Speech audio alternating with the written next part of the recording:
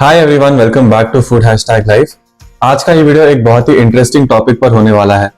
पिछले एक साल से मेरे किचन में ट्राईप्लाई कुकवेयर यूज होते आए हैं और आज मैं आप लोगों के साथ इन्हीं का कलेक्शन और एक्सपीरियंस शेयर करने वाला हूँ। आज मैं आपको बताऊंगा कि ट्राईप्लाई होता क्या है, ये कैसे काम करता है, मेरे किचन में कैसे चलते हैं और क्या ये इंडियन कुकिंग के लिए वर्थ इट है कि नहीं। उम्मीद है आपको ये वीडियो अच्छा लगेगा और अगर आप मेरे चैनल पर नए हैं तो प्लीज सब्सक्राइब करके बेल आइकॉन जरूर दबाएं ताकि आपको ऐसे और वीडियोस के नोटिफिकेशंस पहले मिल जाए। तो बिना किसी देरी के चलिए आज का वीडियो शुरू करते हैं।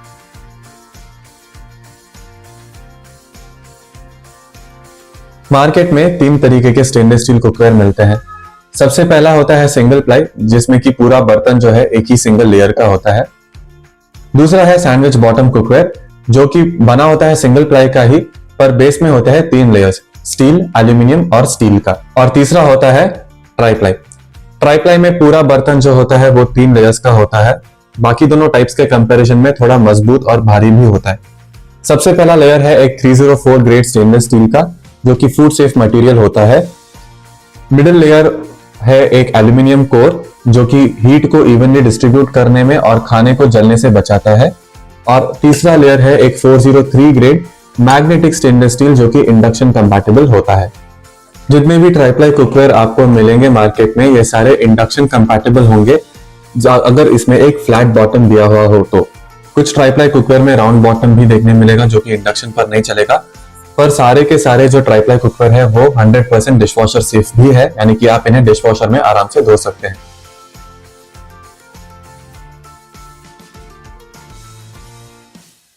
तो अब बढ़ते हैं अपने कुकवेयर कलेक्शन और एक्सपीरियंसेस की तरफ।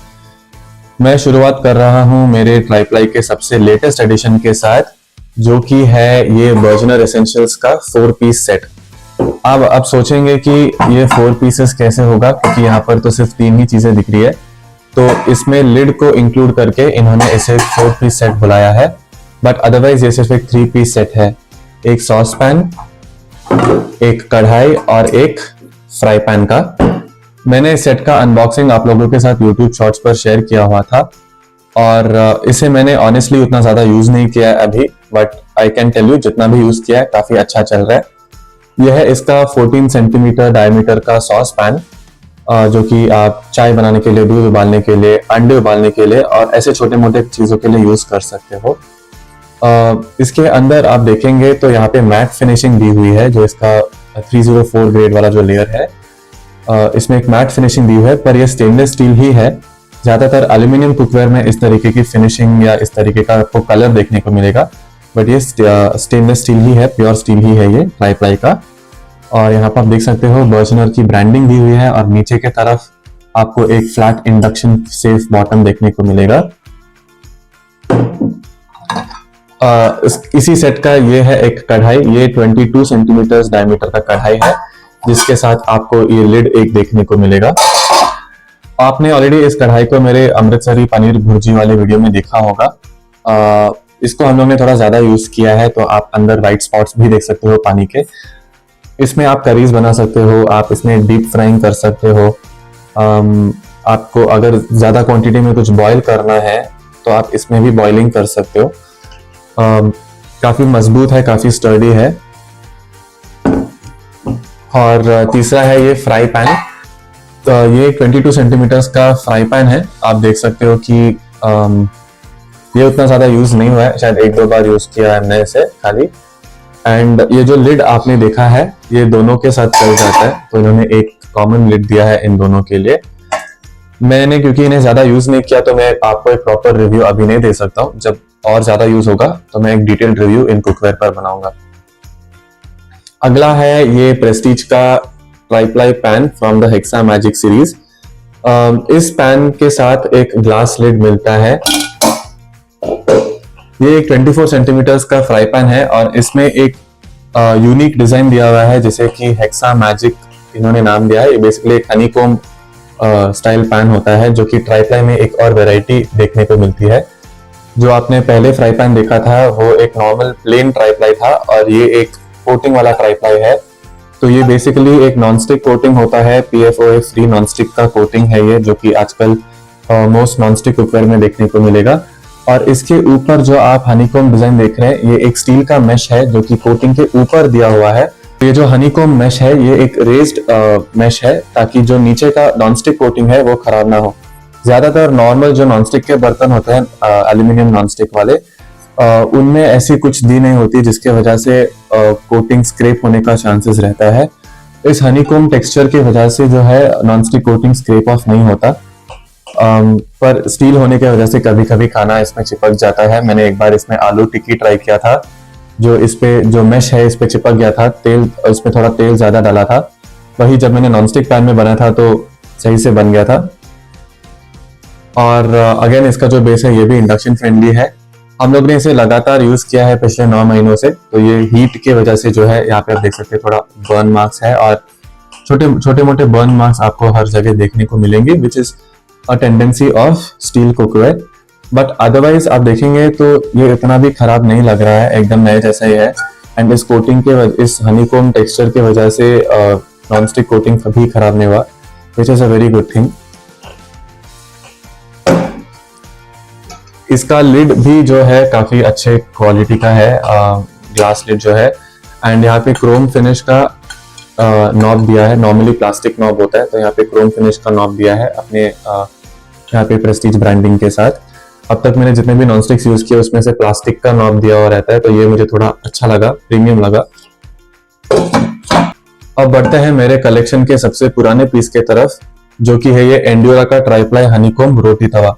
देख के आपको लग रहा होगा कि ये नॉनस्टिक या आयरन का तवा है, बट ये एक्चुअली ट्राइप्लाई हनीकॉम्ब ही है। ध्यान से अगर आप देखेंगे तो आपको यहाँ पे हनीकॉम्ब स्ट्रक्चर भी दिख रहा होगा। इसे 1 साल लगातार यूज करने के बाद इसका ये हालत हुआ है, और पीछे से भी आप देख सकते हैं मोस्ट ऑफ इट जो है काला हो चुका है कार्बन डिपॉजिट्स और ऑयल की वजह से। सिर्फ इतना सा एरिया जो है अभी भी स्टील का फिनिश में ही है।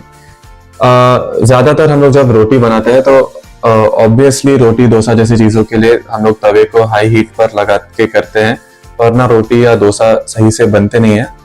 तो मुझे और स्टील का टेंडेंसी ये है कि अगर ज्यादा हीट आपने इसको किया तो ये जल जाएगा। तो मुझे इसका ये थोड़ा डिसअपॉइंटिंग लगा इस तवे के बारे में कि ये इस हालत में हो गया है, इसका ये हालत हो गया है। लास्ट ईयर मैंने इसे जुलाई में लिया था, और अगस्त में मैंने एक हैक शेयर किया कि आप इसे कैसे साफ कर सकते हैं, ट्राइप्लाई स्टील को आप कैसे साफ कर सकते हो। थोड़ा वार्म स्क्रबिंग करने से जो भी ऑयल मार्क्स है वो निकल जाएंगे। अभी वो हैक भी इस पर फेल हो रहा है, क्योंकि इसमें बहुत मेहनत लगेगी इसे घिसने के लिए, और जितना भी आप मेहनत से घिसो ये जो ब्लैक स्पॉट्स, ये जो पूरा काला हो चुका है, ये निकलने का नाम ही नहीं ले रहा। इसका ये हालत होने के बहुत सारे कारण हैं।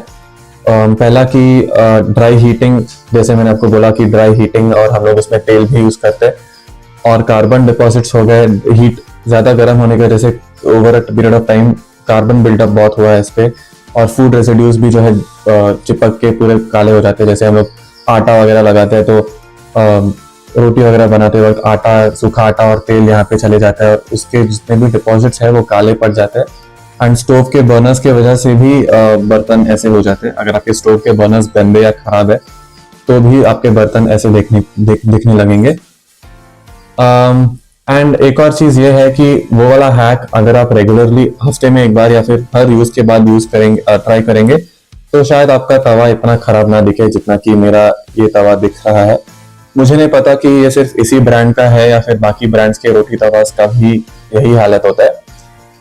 और अगर आपके पास एक डिशवॉशर है तो आप उसमें भी वॉश कर सकते हो। तो हो सकता है कि डिशवॉशर में धुलने से ये इतना खराब ना दिखे। तो आप अगर ट्राइप्लाई तवा लेना चाहते हो तो सोच समझकर एक अच्छे ब्रांड का ट्राइप्लाई तवा लीजिए, और उसे बहुत अच्छे से साफ करके रखें ताकि ये इतना खराब ना दिखे।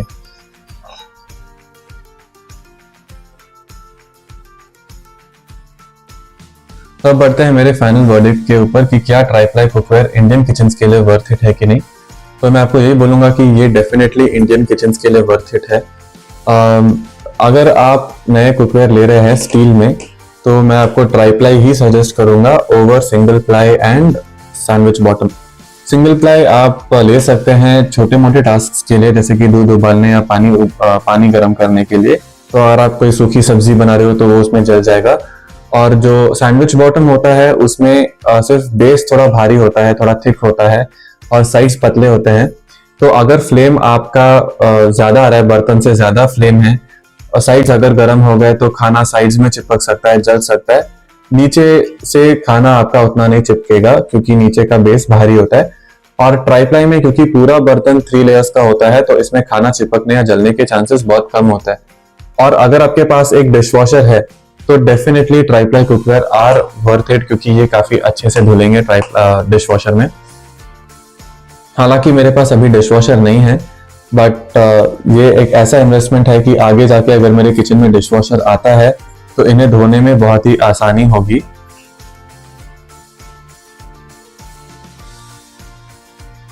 तो ट्राईप्लाई में सबसे पहले आप प्रेशर कुकर ले सकते हैं। प्रेशर कुकर्स काफी सारे ब्रांड्स के आपको ट्राईप्लाई कुकर्स मिलते हैं, आप उनमें इन्वेस्ट कर सकते हैं। नेक्स्ट आप कढ़ाई में इन्वेस्ट कर सकते हैं, क्योंकि इसमें आप चाहे करीज बना रहे हो, आप सूखी सब्जी बना रहे हो या डीप फ्राइंग कर रहे हो, तो इसमें जो हीट डिस्ट्रीब्यूशन है और जो भी इसकी प्रॉपर्टीज है ये आपको काफी अच्छे चलेंगे for daily use. Sauce pans and T pans भी आप ट्राईप्लाई में ले सकते हो, एंड फ्राई पैन्स भी आप जो है जो शैलो फ्राई पैन्स होते हैं आप उन्हें भी ट्राईप्लाई में इन्वेस्ट कर सकते हो। और यहाँ पे मैं आपको बता देता हूँ कि ये जो हनीकॉम्ब कोटिंग है, जैसे कि मैंने आपको बोला कि ट्राईप्लाई को आप डिशवॉशर में धो सकते हो, तो ये हनीकॉम्ब कोटिंग भी आप डिशवॉशर में डाल सकते हैं, क्योंकि ये खराब होगा नहीं, अनलाइक अ नॉर्मल नॉनस्टिक जो कि खराब हो जाता है।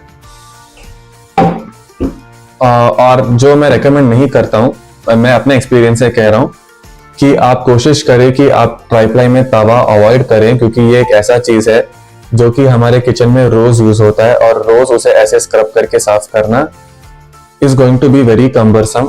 एक समय पर you would just want to give up, क्योंकि ये बार बार साफ करने से अच्छा आप एक लोहे या एनोडाइज्ड का तवा इन्वेस्ट कर सकते हो रोटी के लिए, और डोसा के लिए कास्ट आयरन या फिर नॉनस्टिक का पैन यूज कीजिए। और एक और आपके पास एक डिशवॉशर है तो शायद इतना खराब ना दिखे। अगर आपके पास एक डिशवॉशर नहीं है then get prepared for this, क्योंकि एट वन पॉइंट इसका ये हालत होगा। अगर आप में पेशेंस और एनर्जी है कि आप हर यूज के बाद उसे साफ करेंगे उस हैक को इस्तेमाल करके, तो आप इसे कंसिडर कीजिएगा। अदरवाइज आप जो आयरन के या फिर एनोडाइज्ड के वो लीजिएगा। तो ये था मेरा कंप्लीट ट्राईप्लाई कुकवेयर कलेक्शन और मेरा एक्सपीरियंस।